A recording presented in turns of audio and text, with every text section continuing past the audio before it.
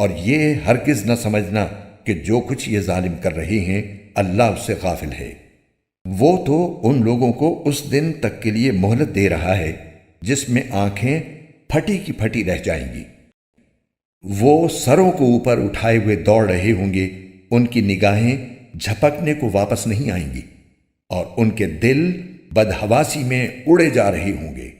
اور اے پیغمبر، تم لوگوں کو اس دن سے خبردار کرو جب عذاب ان پر آن پڑے گا تو اس وقت یہ ظالم کہیں گے کہ اے ہمارے پروردگار، ہمیں تھوڑی سی مدت کے لیے اور مہلت دے دیجئے تاکہ ہم آپ کی دعوت قبول کر لیں اور پیغمبروں کی پیروی کریں۔ اس وقت ان سے کہا جائے گا کہ ارے کیا تم لوگوں نے قسمیں کھا کھا کر یہ نہیں کہا تھا کہ تم پر کوئی زوال نہیں آ سکتا؟ اور تم ان لوگوں کی بستیوں میں رہ چکے تھے جنہوں نے اپنی جانوں پر ظلم کیا تھا، اور یہ بات کھل کر تمہارے سامنے آ چکی تھی کہ ہم نے ان کے ساتھ کیسا سلوک کیا،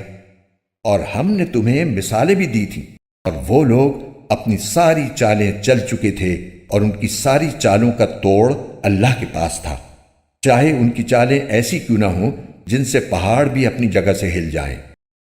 لہٰذا اللہ کے بارے میں ہرگز یہ خیال بھی دل میں نہ لانا کہ اس نے اپنے پیغمبروں سے جو وعدہ کر رکھا ہے اس کی خلاف ورزی کرے گا۔ یقین رکھو کہ اللہ اپنے اقتدار میں سب پر غالب ہے اور انتقام لینے والا ہے۔ اس دن جب یہ زمین ایک دوسری زمین سے بدل دی جائے گی اور آسمان بھی بدل جائے گا، اور سب کے سب خدائے واحد و قہار کے سامنے پیش ہوں گے، اور اس دن تم مجرموں کو اس حالت میں دیکھو گے کہ وہ زنجیروں میں جکڑے ہوئے ہوں گے، ان کے قمیص تارکول کے ہوں گے، اور آگ ان کے چہروں پر چھائی ہوئی ہوگی، تاکہ اللہ ہر شخص کو اس کے کیے کا بدلہ دے۔ اللہ جلد حساب چکانے والا ہے۔ یہ تمام لوگوں کے لیے ایک پیغام ہے، اور اس لیے دیا جا رہا ہے تاکہ انہیں اس کے ذریعے خبردار کیا جائے، اور تاکہ وہ جان لیں کہ معبود برحق بس ایک ہی ہے، اور تاکہ سمجھ رکھنے والے نصیحت حاصل کر لیں۔